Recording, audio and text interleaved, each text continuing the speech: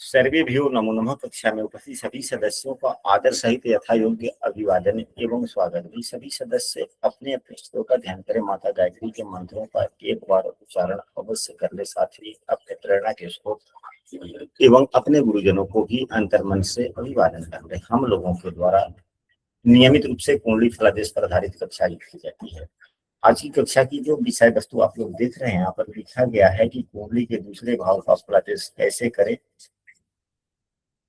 भाग 3 बृहत्पराशर होराशास्त्र की कक्षा हम लोग इसे भी समझने का प्रयास करेंगे। साथ ही बृहत्पराशर होराशास्त्र पुस्तक के आधार पर हम लोगों ने पूर्व में 2 कक्षाएं आयोजित कर ली है। अभी कुछ श्लोक शेष बचे रह गए हैं, तो सबसे पहले हम लोग बृहत्पराशर होराशास्त्र पुस्तक का अवलोकन करेंगे। फिर उसके बाद में बृहत्पराशर होराशास्त्र पुस्तक में जो सूत्र बतलाए गए हैं कि आप कुंडली पे लग रहे हैं कि नहीं लग रहे हैं, उसको भी हम सभी जांचने का समझने का प्रयास करेंगे। आप सभी सदस्य अपनी लग्न कुंडली एवं नवमांश कुंडली साथ में बना करके रखें और सूत्रों को समझने का प्रयास करें। यदि सूत्र लागू नहीं होता है तो कृपया बोले यह सूत्र लागू तो हो रहा है, परंतु उसका फल हम लोगों को नहीं, हमारे कुंडली पर परिलक्षित नहीं हो रहा है। तब हम लोग कुछ उसके बारे में और चर्चा करेंगे कि ये सूत्र क्यों नहीं लग रहा, सूत्र लग रहा है लेकिन उसके फल क्यों नहीं मिल रहे हैं। इस विषय वस्तु पर हम लोग चर्चा करेंगे। तो यहाँ पर देखिए, पिछली कक्षा में हम लोगों ने 39वें श्लोक तक का पठन हम सबों ने कर लिया है। आज की कक्षा में 40वें श्लोक से आगे हम लोग पढ़ने का प्रयास करेंगे। 1 मिनट जरा सा।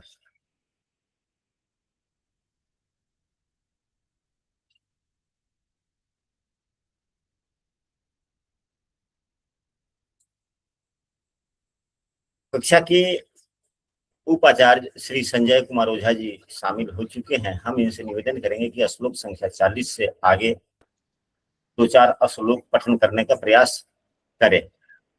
जी गुरु। बीतलाभाधिपौ दुःखौस्तो पाप खेचर संयुतौ जन्म प्रभृति दारिद्र्यं भिक्षां लभते नरः षष्ठाष्टम व्यस्थौ चिद धनलाभाधिपौ यदि लाभे कुजे धने राहो राजदंडा धन क्षया लाभ जीवे धने शुक्रे तदिशे शुभ संजुते व्यये शुभ ग्रहायुते धर्म मूला धना भया कुटुंब राशये दीप स सौम्य केंद्र त्रिकोण च स्वीर्द ग्रीवा सौम्यक युक्तो यदि जात पुण्य कुटुंब सन छन भाग्य विहुता कुटुंबनाथे प्रमोच युक्ते देवेंद्र पूज्ये तमीक्षिते वा तथा विधे तद भवने विजाता सत्रक्षो भुवन प्रतापी तन्नाथे विगुणा बोधेन सहितो पारावतांसे तथा स्वऊचे नाथ गृहे धनपातौ स्वस्थान कुलाहला कुटुंब राशि स्थपतौ यदि स्याद् भृगो बुधे तादृश भावना थे समूचे सुहृत क्षेत्र गते अथवा स्यात् परोपकारी जन रक्षक स्यात् नेत्र से बल संयुक्ते शोभनाक्षो भवेन्द्र खष्टाष्ट वैजुक्ते नेत्र वैकल्प मार्गी दिशेत। और नीचे तक पढ़ दे क्या गुरु जी? यहाँ सहज भाव तक पढ़ दे क्या? न यहाँ तक 48 तक बोल देना एक श्लोक और। जी जी। धने से पाप संयुक्ते धने पाप समन्विते असत्यवादी पीसुना पवन व्याधि संयुता। बहुत बढ़िया। अब हम लोग 40वें श्लोक से लेकर 48वें श्लोक तक को समझने का प्रयास करेंगे। 40वें श्लोक में लिखा जा रहा है कि धनेश एवं लाभेश, यानी कि दूसरे भाव के स्वामी एवं 11वें भाव के स्वामी यदि कुंडली के अकारक ग्रह से या पापक ग्रह से युक्त हो या पापाग्रह से पीड़ित हो। यहाँ पे तो केवल युत ही लिखा गया है, परंतु हम लोगों को यह भी समझना चाहिए युत हो या पापाग्रह से पीड़ित हो, यानी कि दृष्ट भी हो, साथ ही कुंडली के त्रिक भाव में बैठा हुआ हो, साथ ही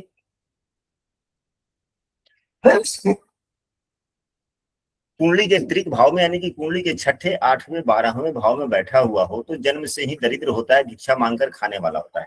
यह सूत्र तो सहज ही है, यह सूत्र तो सहज ही है, सभी भावों पर लागू होता है। अब उदाहरण के लिए हम लोग कुंडली पर चलते हैं। धन भाव का स्वामी, जैसे कि इस उदाहरण कुंडली में धन भाव के स्वामी एवं धन भाव एवं लाभ भाव, दोनों भाव के स्वामी एक ही है। किसी किसी कुंडली में अलग अलग हो सकते हैं, अलग अलग लग्नों में, अलग अलग लग्नों में अलग अलग ग्रह हो सकते हैं। कुंभ लग्न में एवं सिंह लग्न में दोनों ही एक ही होते हैं। कुंभ लग्न में देवगुरु बृहस्पति और सिंह लग्न में बुधदेव बुधदेव होते हैं। तो यदि एक ही ग्रह हो तो केवल उसी ग्रह को देखा जाए।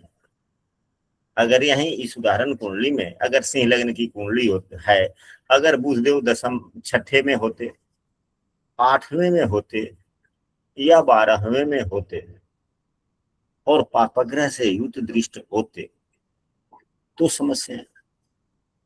अगर अन्य लग्न की कुंडली हो तो दोनों ही ग्रह, अगर कुंडली के छठे भाव में हो, 8वें भाव में हो या 12वें भाव में हो, तो लाभ की कमी हो ही जाती है, तो आय भी कम और बचत भी कम।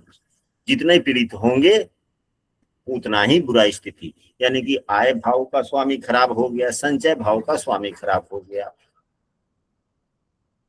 तो क्या आय और संचय हो सकेगा? नहीं हो सकेगा। अब इसी सूत्र को आप किसी भी भाव पर लगा सकते हैं, इसी सूत्र को आप ही लोग प्रश्न बोले इस और किसी दूसरे भाव से संबंध रखता हो। अगर मान लिया जाए जी कि यह दरिद्रता को दर्शाया, यह दरिद्रता को दर्शा रहा है। दर्शाया। अब इसी कुंडली के किसी ऐसे भाव का चयन करें जिसका स्वामी अपने भाव से छठे, 8वें, 12वें हो, तो लग्न भाव का स्वामी तो अपने भाव से पंचम है, दूसरे भाव का स्वामी अपने भाव से तीसरे है, तीसरे भाव का स्वामी अपने भाव से दूसरे है, चौथे भाव का स्वामी अपने भाव में ही है, पंचम भाव का स्वामी अपने भाव से 10वें है, छठे भाव का स्वामी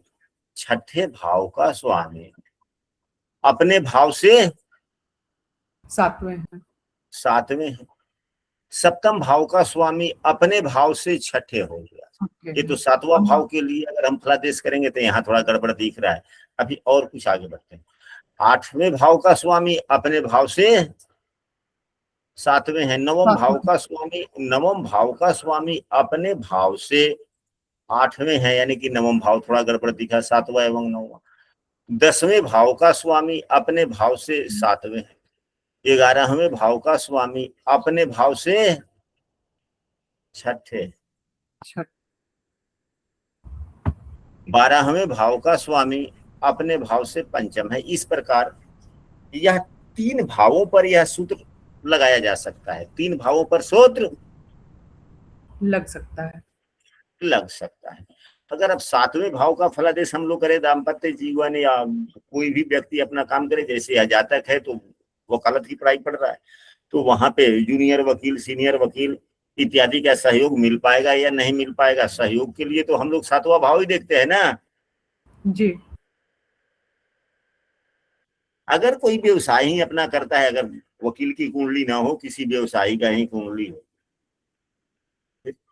तो 7वें भाव का स्वामी अपने से छठे भाव में चला गया, तो यहाँ पर यह भी देखना है कि स्थिति के आधार पर वो खराब है या अच्छा है। तो स्थिति के आधार पर प्रथम दृष्टया खराब नहीं है, क्योंकि यह चंद्रमा की राशि में है। चंद्रमा किसी भी ग्रह को शत्रु मानता ही। क्या किसी पापग्रह से पीड़ित है तो मंगल से दृष्ट है, तो पाप पीड़ित है। मंगल से दृष्ट है, तो क्या यह शनि मंगल के द्वारा पीड़ित हो गया? मंगल कुंडली के योग कारक ग्रह हैं, योग कारक ग्रह भाव के निर्माता होते हैं। मंगल से दृष्ट नहीं है गुरुजी। नहीं है सर, नहीं है ना? नवे में ना। है। नहीं है, यानी कि यह ग्रह किसी, शनि किसी भी पापग्रह से दृष्ट नहीं है। नहीं है। यही तो बीच बीच में कक्षा में कभी कभी वैसी बातें बोल दी जाती है कि ताकि आप लोग ध्यान से सुन रहे हैं कि नहीं सुन रहे हैं। अब यहाँ पे मंगल तो 7वीं दृष्टि यहाँ देख लेगा, मंगल की 8वीं दृष्टि यहाँ पर आएगी, लेकिन शनि पर तो नहीं। तो क्या सप्तम भाव का स्वामी खराब हो रहा है, पीड़ित हो रहा है? शनि का अंशात्मक मान 2 है, थोड़ा कमजोर तो है, थोड़ा कमजोर तो है, और भाव संधि के करीब में ही है, लग्न संधि के करीब में है। लग्न का अंशात्मक मान 18 है, 18 में से 15 कम कर देंगे तो 3 अंश हुआ, 3 अंश से भी यह कम, थोड़ा सा 3 अंश के पास में होगा। लग्न संधि पर हुआ कि नहीं हुआ? हुआ। तो हम इसको फलादेश में कैसे ले सकते हैं? यदि पीड़ित होता तो सहयोग नहीं मिलता, बिल्कुल नहीं। अब यह शनि सहयोग नहीं करेगा, सप्तमेश क्या मैनेजिंग कर पाएगा? यानी कि मैनेजिंग करने की क्षमता की कमी हो गई, क्योंकि ये लग्न संधि पर हो गए या सप्तम भाव का जो मध्य होगा उसके संधि के बगल में हो गए, जी। लेकिन खराब नहीं हुए, लेकिन खराब नहीं हुए नहीं हुए। तो अस्थाई सहायता नहीं मिलेगा ऐसे? अस्थायी रूप से सहायता उतना न मिलेगा, हल्का फुल्का कोऑपरेशन मिल जाएगा। हालांकि 7वें भाव को लग्न माना जाए तो लगने से ही 6ठे भाव में चला गया। जी। थोड़ी मोड़ी समस्याएं जीवन में दिख सकती है, मिल सकता है। तो यह भी देखा जाता है कि क्या इससे शुभ भाव में कोई शुभाग्रह है या नहीं। अब सप्तमेश जो यहाँ पर आ गया, यहाँ पर सामान्य स्थिति है, यहाँ पर नुकसान नहीं हो रहा है। यदि कोई पापग्रह देखता है या पापग्रह से युक्त तो होता, अब यहाँ पर राहु केतु भी नहीं देख रहा है, लेकिन राहु केतु का केंद्रीय प्रभाव पड़ रहा है। शनि से केंद्र में केतु, यानी कि चौथे, शनि से 10वें भाव में राहु, राहु और शनि का अंशात्मक मान में खास करीबियां, प्रभाव तो रहेगा जी, प्रभाव तो रहेगा। फिर उपाय क्या है इसका? अस्थायी उपाय, पूजा पाठ जप तप तो वो कुछ दिनों के लिए किए जाते हैं, लेकिन अपने हम कर्तव्यों के द्वारा यदि ग्रहों का उपाय करते हैं तो ज्यादा लाभ होता है, ज्यादा लाभ होता है। जी। आप लोग बतलाएं कि यहाँ पर उपाय क्या किए जाने चाहिए। अब 7वें भाव से संबंधित हम लोगों ने समझा, फिर 9वें भाव से भी संबंधित समझेंगे, फिर 11वें भाव से भी संबंधित समझेंगे।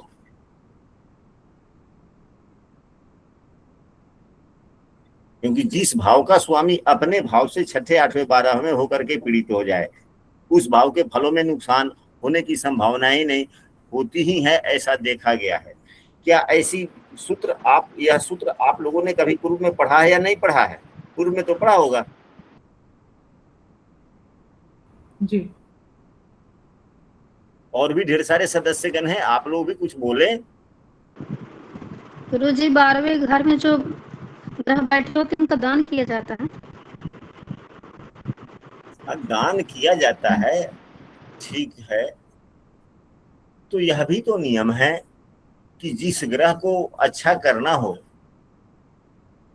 उससे 12वें भाव में, जिस ग्रह को मजबूत करना हो, अच्छा करना हो जिस भाव को, उससे 11वें जो राशि बनती है या जो ग्रह है या जिसका प्रभाव ज्यादा हो उसका दान किया जाए तो अपने आप ठीक। यह तो दूसरे भाव का उपाय हो गया कि यदि हम दान करते हैं तो दूसरा भाव स्ट्रांग होता है। यह खर्च है तो कुछ ऐसा खर्च करे जो बचत दे। तो दान ही एक ऐसा चीज होता है, योग्य व्यक्ति को आप दान देते हैं। दान भी ऐसे व्यक्ति को देते हैं जिसके पास में पहले से है। अगर हम कहते हैं कि ठीक है 1 बोरा चावल दान कर दो, और किसी ऐसे व्यक्ति को आपने चावल दे दिया जिसके पास में पहले से ऑलरेडी, वह इनकार थोड़े करेगा, वह इनकार नहीं करेगा, ले लेगा। नहीं कर।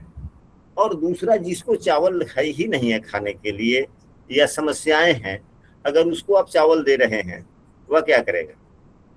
वो ले लेगा। बार बार दिन भर में 50 बार बोलेगा। पति पत्नी जब अकेले होंगे तो कहेंगे फलाना ने 1 बोरा चावल दिया था इसलिए काम चल रहा है, नहीं तो बड़ा समस्या दिक्कत हो जाता। ईश्वर उनके बाल बच्चे को थोड़ा सा अच्छा करे, भगवान करे कि ऊपर आय आमदनी बढ़े। यदि जरूरतमंद को आप दान देते हैं तो रिटर्निंग मिलती है ज्यादा। ये सब क्या है? लेखक कोई किताब लिखते हैं तो एक बार अगर वह किसी पब्लिक में छपता उगता है, किसी प्रेस में, ऐसा हमने सुना है, तो उनको कुछ पैसे मिलते हैं। फिर वह यदि किताब अच्छा होता है, व्यक्ति फिर दोबारे मांग करता है, बाजार में वो किताब नहीं होता, दुकान के पर नहीं होता, तो फिर वह पब्लिशर जो होता है फिर दोबारे किताब छापता है। तो दोबारे किताब छापता है तो फिर पैसे लेखक को और देता है, रॉयल्टी देता है या नहीं देता है? जी देता है। देता है। तो यहाँ से एक तो रॉयल्टी का मतलब आय हो गया। तो कहने का मतलब हम दान ऐसे व्यक्ति को दे, किसी को भी देंगे तो जिस समय देंगे वह तो आशीर्वाद उस समय दे ही दिया, लेकिन हम जी। ऐसे व्यक्ति को दे कि वह बार बार आशीर्वाद देता रहे, तब तो रॉयल्टी मिलेगी ना। जी। इसीलिए तो हमारे गुरुजन कहते हैं कि जरूरतमंद को कोई भी सामान देना चाहिए। यदि देते हैं तो उसका ज्यादा लाभ होता है। जिसको जरूरत ही ना है उसको अगर आप देते हैं तो उतना लाभ नहीं। ऐसा गुरुजनों ने कहा है कि नहीं कहा? जी कहा है। हो सकता है कि मेरी बात अगर गलत हो तो हम माफी भी मांग लेते हैं कि हाँ भाई त्रुटियां हो गई हमें बोलने में। चलिए, तो अब इसका उपाय क्या किया जाना चाहिए? तो यह 12वां भाव अपरिचितों का है। 12वां भाव जी गुरु जी, सात्विक ब्राह्मणों को दान अपरिचित। अपरिचितों देने के लिए कहा। तो अगर व्यक्ति दुकानदारी ही करता है, व्यवसाय करता है, वकालत करता है, कुछ भी करता है, अपने पार्टनरशिप यानी कि सहयोगी, तो जो भी नया कोई वकील आए, नया कोई व्यवसाय वाला है, उससे मित्रता बढ़ाकर अपना काम आगे बढ़ाए। अगर शादी विवाह हो गया, दाम्पत्य जीवन में कुछ खटर पटर चलने की संभावनाएं बन रही आसार है, तो बात हाँ, ज्यादा बिगड़े उससे परिचितों पहले ही का। कहीं ना कहीं घूमने टहलने,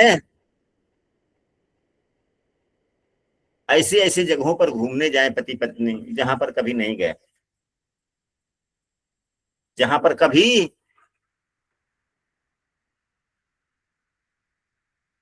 नहीं गए हैं। क्योंकि 12वां भाव अपरिचित का है। हम अपरिचित के पास में जाएंगे, अपरिचित जगहों पर जाएंगे और वहां कुछ समय बिताकर वापस आएंगे। क्योंकि यहाँ तो ग्रह न पीड़ित हो रहा है ना कुछ है, ठीक ही तो है। जिस भाव में बैठा हुआ है उसका भाव का स्वामी अपने भाव से नवम भाव में भी बैठा हुआ अच्छा हो गया। अब आते हैं भाग्य भाव का स्वामी। भाग्य भाव का स्वामी अपने भाव से 8वें है। भाग्य भाव का स्वामी अपने भाव से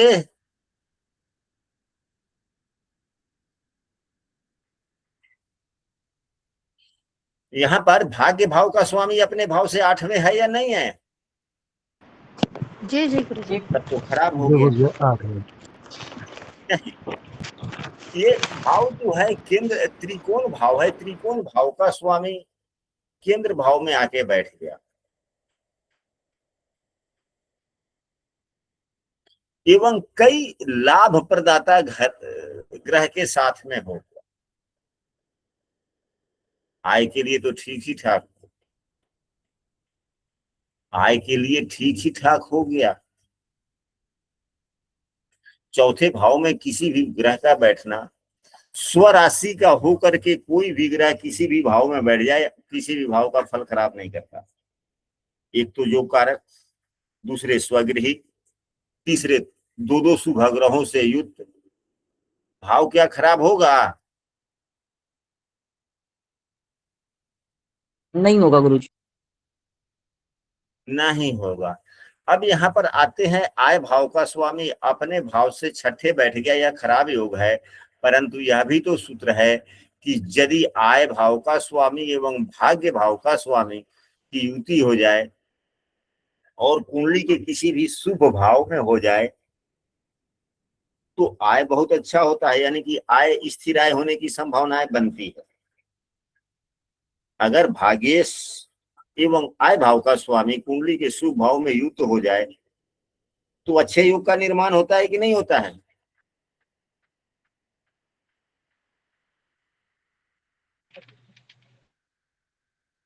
कोई भी ग्रह जिस भाव में बैठता है उस भाव का स्वामी यदि उसी भाव में होता है तो वह भी अच्छा ही फल देता है। इसलिए यहाँ पर इस नियमों के आधार पर कोई भी उतने ऐसे बुरे योग नहीं बन रहे हैं जो आय को खराब करते हो। हाँ, यहाँ पर थोड़ा सा सप्तमेश का 12वें भाव में बैठना हल्का नुकसानदायक है, लेकिन उतनी नुकसानदायक नहीं है जिसे कुंडली वाले को चिंता करना पड़े। ये होता है। ठीक है, अब हम लोग चलते हैं अगले सूत्र पर। अगला सूत्र में लिखा जा रहा है कि यदि धन भाव का स्वामी एवं लाभ भाव का स्वामी छठे, आठवें, 12वें में हो और 11वें भाव में मंगल हो, दूसरे भाव में राहु हो, तो राजदंड से धन का नाश होता है।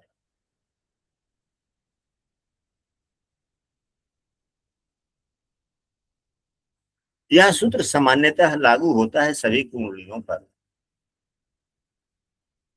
कि आय भाव एवं लाभ भाव दोनों के स्वामी अगर कुंडली के छठे, आठवें, 12वें भाव में हो लेकिन पीड़ित हो, अपने स्वराशि के न हो, अपने उच्च राशि के न हो, अंश बल से कमजोर भी हो जाए और संबंधित भाव में पापग्रह हो, तो यह सूत्र लगता है। राजदंड का मतलब ये नहीं, राजदंड का मतलब क्या होता है? कोई ऐसा काम हम कर लेना जिसके कारण जुर्माना देना पड़े, प्लांटी देनी पड़े। तो ये केवल राजदंड से ही नहीं, किसी भी कारण बस जुर्माना देना पड़ सकता है। कभी कभी किसी किसी को जुर्माना देना पड़ता है कि नहीं देना पड़ता है?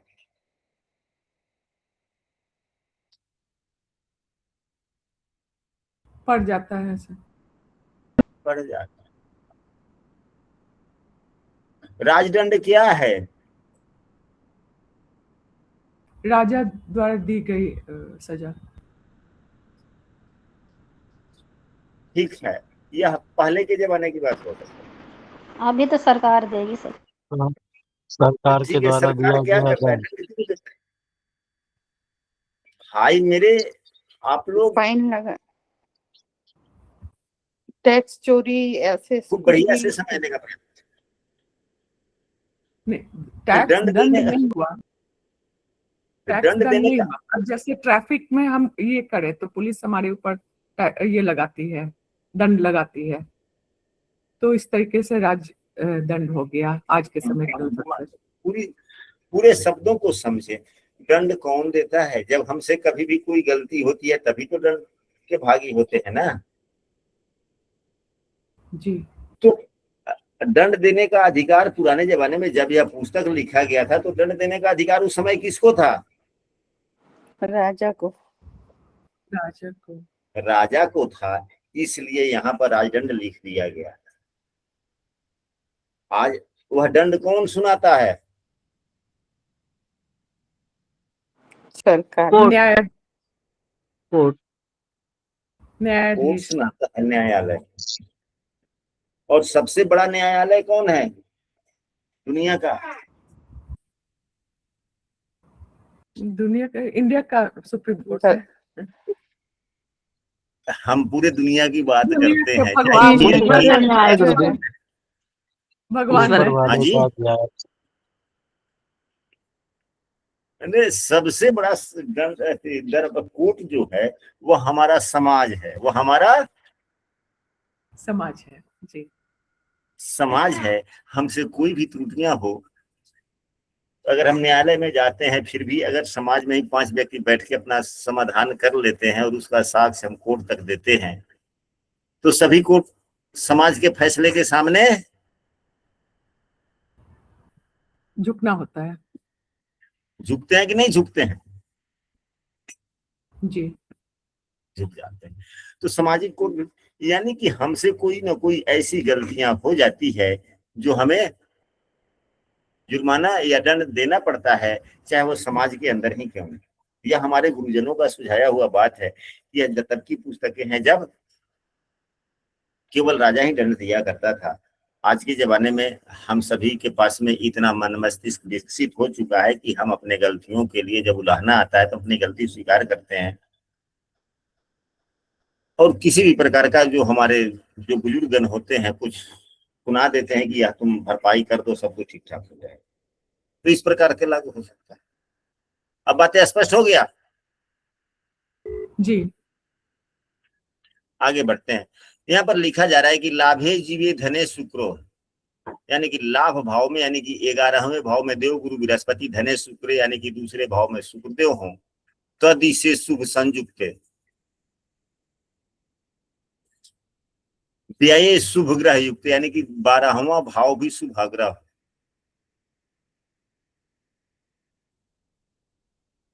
तब तो यह सबसे अच्छा योग हो गया। 11वें भाव में गुरु जो आय के कारक हैं, दूसरे भाव में शुक्रदेव जो वो भी धन के अभिलाषी ग्रह हैं, ये भी हो ठीक हो गया।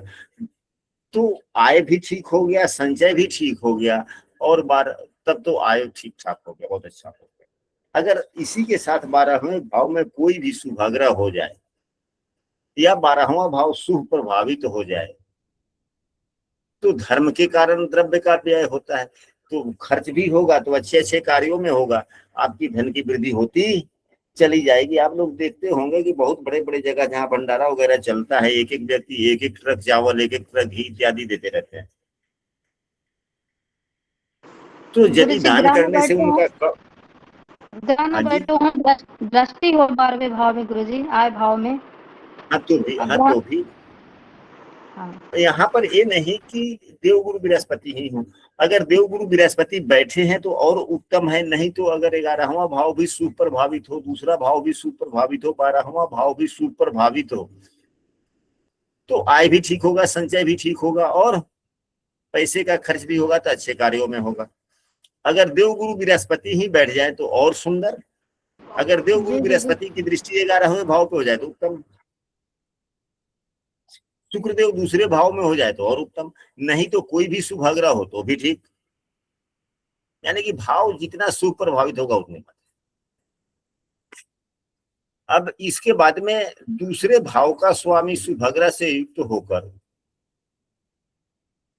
दूसरे भाव का स्वामी शुभ ग्रह से युक्त होकर केंद्र त्रिकोण में हो या भिन्न क्षेत्र में, केंद्र त्रिकोण में भिन्न क्षेत्र में वह अपनी राशि में, वह शुभ ग्रह की राशि में हो तो व्यक्ति पुण्यवान होता है, कुटुंब की रक्षा करने वाला है। दूसरे भाव से हम लोग अपने कुटुंबी जनों का भी विचार करते हैं, अपने वाणी का भी विचार करते हैं।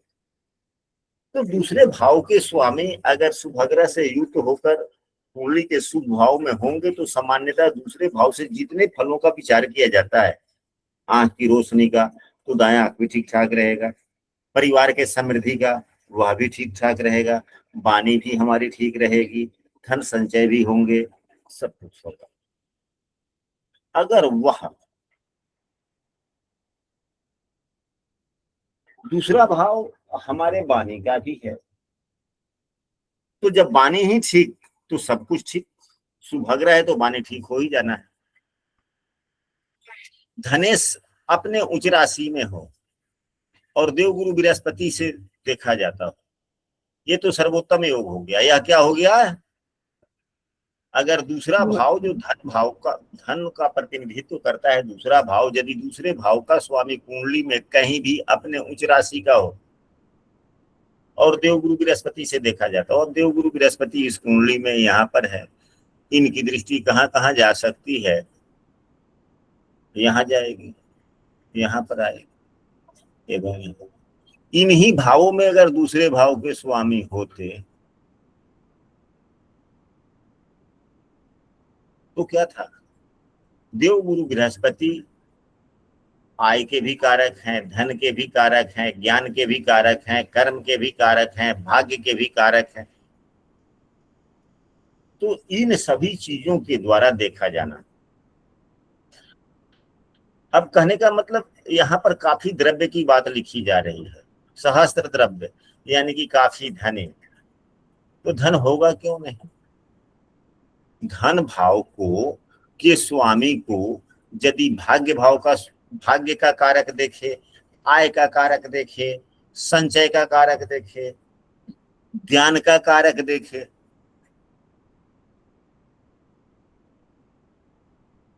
और दसम भाव भी तो है, दसम भाव कर्म का भी है, कर्म भाव के भी कारक, 10वें भाव के कारक भी देवगुरु।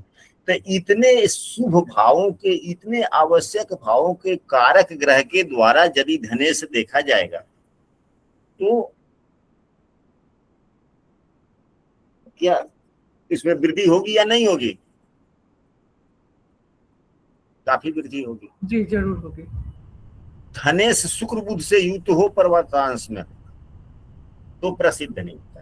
कहने का मतलब यह है कि यदि दूसरे भाव के स्वामी शुभ ग्रह से युक्त हो, कारक ग्रहों से युक्त हो, धनेश दूसरे भाव के स्वामी शुभ ग्रह से युक्त हो, कारक ग्रहों से, योग कारक ग्रहों से युक्त हो, त्रिकोण भाव के स्वामी से युक्त हो, लग्नेश के स्वामी से, लग्न भाव के स्वामी से युक्त हो, इत्यादि। यानी कि जो ग्रह आपको अच्छे फल प्रदाता है उस ग्रह से युक्त हो धन भाव का स्वामी, तो अच्छी बात है। और यहाँ पर लिखा गया पर्वतांश में हो, कोमा है, ये नहीं। पर्वतांश का मतलब ये होता है कि अधिकांशतः वर्ग कुंडलियों में अच्छी स्थिति में हो। अब इसी कुंडली में देखा जाए, बुध देव का अंशात्मक मान 17 है, बुध देव का अंशात्मक मान 17 है। अब यहाँ पे तो लग्न कुंडली में मंगल के राशि में है, मंगल इनको शत्रु मानता है, मंगल बुध को शत्रु मानते हैं, और यहाँ पर तत्कालिक शत्रु भी है, अति शत्रु हो गया एक। दूसरा यह देखा जाए D3 में ये कहाँ चले गए, तो D3 में या दूसरे दृश्यकान में है तो यहाँ चले आए 12 में, तो अपने नीच राशि में हो गए। अगर हम लोग नवमांश की बात करें तो ये जल तत्व की राशि में है, कर्क से शुरू होता है, 17 अंश इतना हो गया, छठे नवमांश में हुआ। हालांकि यह नवमांश कुंडली तो बनी हुई है धनु राशि में। देवगुरु बृहस्पति इनको शत्रु मानते हैं, लेकिन यहाँ पर इनकी तत्कालिक मित्रता है, ठीक है, उतना बुरा नहीं। अगर हम सुख कुंडली की बात करें तो यह तीसरे में चले जाते हैं। सुख कुंडली मतलब कि अभी तक हम लोगों ने लग्न में देखा तो लग्न में खराब हो गए एक जगह, एक खराब हुए, दृश्यकान में देखे दूसरे जगह खराब हो गए, नवमांश में देखे यहाँ हद तक ठीक है, चलिए राजा ठीक हो गया। अब उसके बाद में अगर भाग्य कुंडली D4 में देखते हैं तो 17 अंश तीसरा हो गया, 17 अंश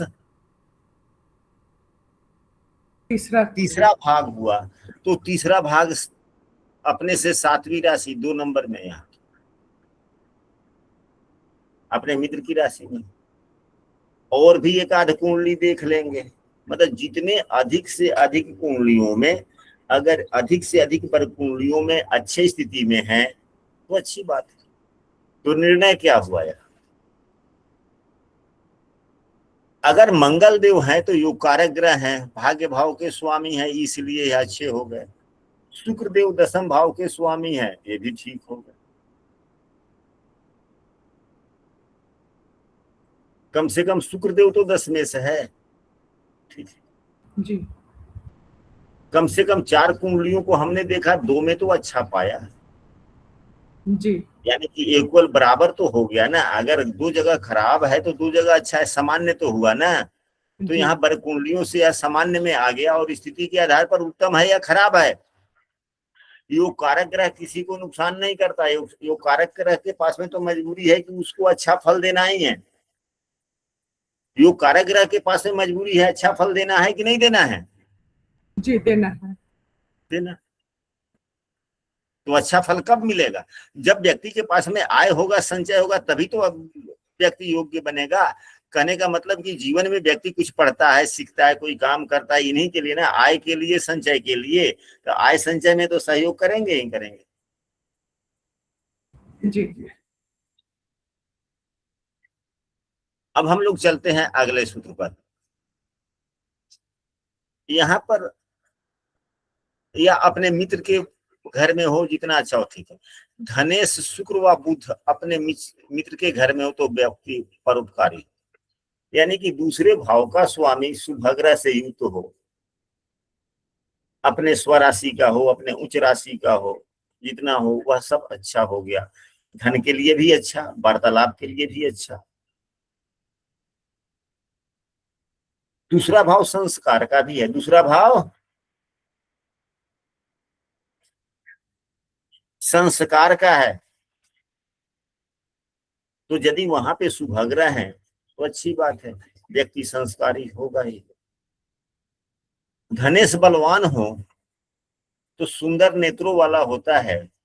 तो इस कुंडली में धनेश को कौन से ग्रह कब बलवान होते हैं, कब कमजोर होते हैं, यह सब हम लोगों ने पूर्व की कक्षाओं में पढ़ लिया है।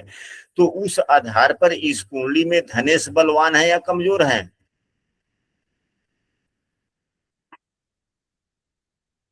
बलवान दिख रहे हैं। बलवान है। एक तो बकरी ग्रह, कोई भी बकरी ग्रह होता है स्वयं बलवान हो जाता है। बकरी ग्रह को जल्दी दूसरा कोई ग्रह पीड़ित भी नहीं करता।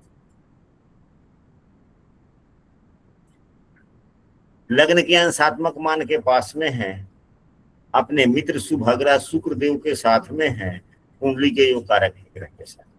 तो यहाँ पे धनेश क्या हो गया? अच्छा स्थिति में हुआ। तो आंखें देखने में, यानी कि दूसरा भाव क्या है, आंख से विचार किया जाता है। तो दाहिना आंख 12वां भाव भी ठीक, तो वो भी ठीक। तो यहाँ तो दोनों ही सम, 12वां भाव भी ठीक है, वो भी ठीक है। प्रमुख रूप से दूसरे भाव से आंख का विचार, तो आंखें ठीक होगी, सुंदर होगी। चलिए इसके आगे और क्या है, एक सूत्र और रह रहा है। दूसरा भाव वाणी का है।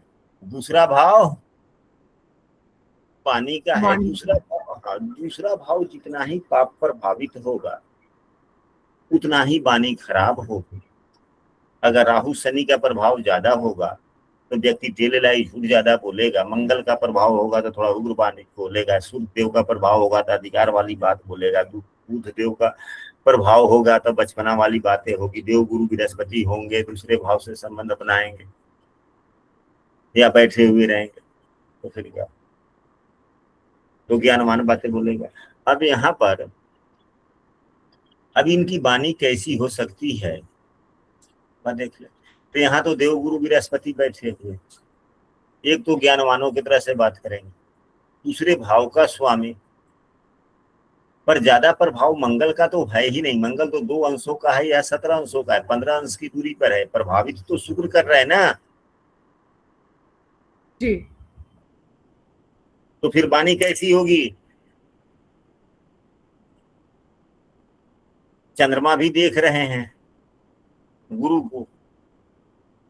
चंद्रमा भी सौम्य ग्रह है, ममता का ग्रह है, प्रेम का ग्रह है। जातक का वाणी कैसा होगा? केवल इन्हीं सौम्य और चीजों को अगर, ज्ञानवान, हाँ जी, सौम्य भी होगी और ज्ञान ज्ञान की बातें भी करेगा। और कुछ गुण वाणी का?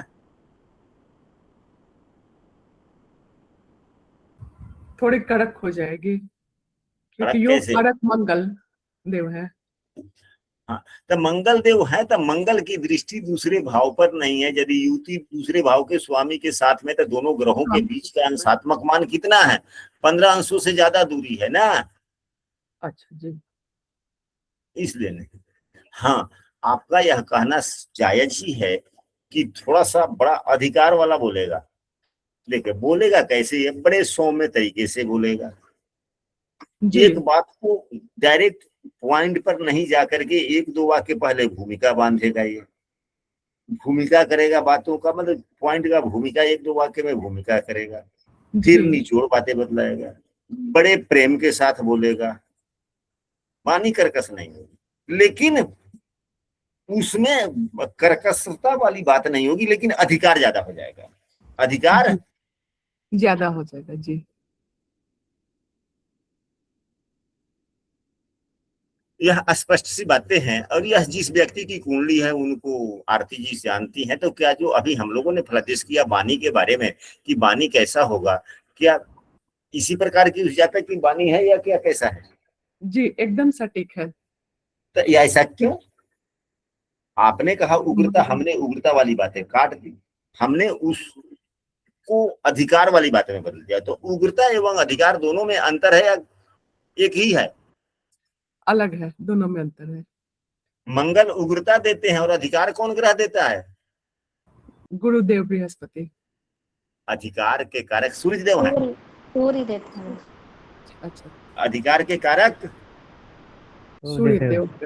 सूर्य देव हैं। राहु केतु, उनका क्या बोलेंगे राहु केतु के लिए?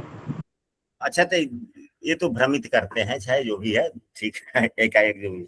यहाँ पर प्रभाव न पड़ रहा है, गुरु इसलिए जी झूठ भी नहीं, बहुत बोलते हैं। हम भ्रमित हो रहे हैं, कृपया हमें पहले बोलने दें। हमने क्या ऐसी बातें क्यों कहा? आखिर यह समझना होगा कि नहीं समझना होगा? जी लग्नेश है जी। हम सभी तो यही सब समझने के लिए इकट्ठे होते हैं ना। जी तो यहाँ पर देखा जाए कि अभी हमने कहा कि मंगल का तो प्रभाव बुध देव पर बिल्कुल नहीं है। मंगल देव का प्रभाव बुध देव पर बिल्कुल नहीं है। 15 अंशों की दूरियां हैं। 15 अंश से जो ग्रह ज्यादा दूर, 15 अंश से दूरी हो जाता है तो बिल्कुल प्रभावहीन हो जाता है। नहीं, मंगल उग्रता के कारक है तो वो नहीं हुआ। अब यहाँ पर देखें, हमने कहा कि भूमिका बांधना आवश्यकता अनुसार, तो देव गुरु बृहस्पति बड़े ज्ञान के साथ हमें भूमिका बांधते हैं।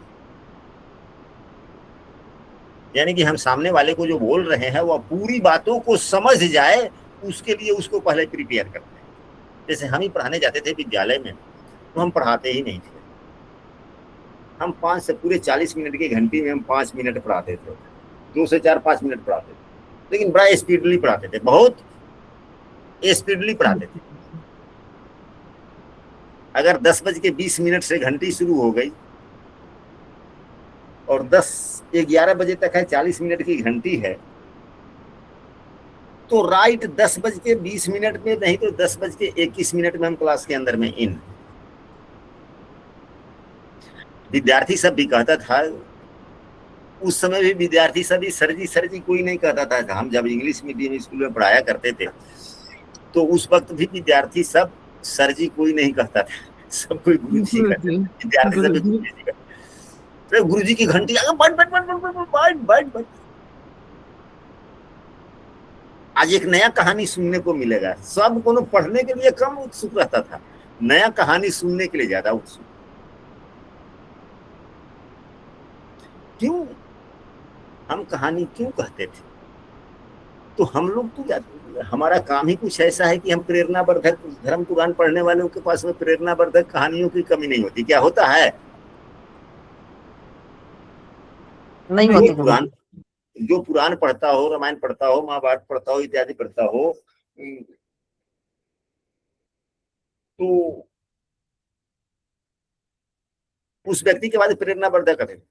हम जो विषय पढ़ाना चाहते हैं उसके लिए कुछ ऐसा बोलना होता है कि सामने वाले का दिमाग एकाग्र हो जाए और हमारी बातों को ध्यान से वह सुन रहा है, सुनने के काबिल बना कि नहीं बना, या सामने वाले का ध्यान हम एकाग्र करने में सफल हो पाए। एक दूसरा यह होता है कि जो हम विषय वस्तु एक तो एकाग्र हो गया, दूसरा हम कौन ऐसी बात बोल रहे हैं जो वह ध्यान से सुनना चाहता है।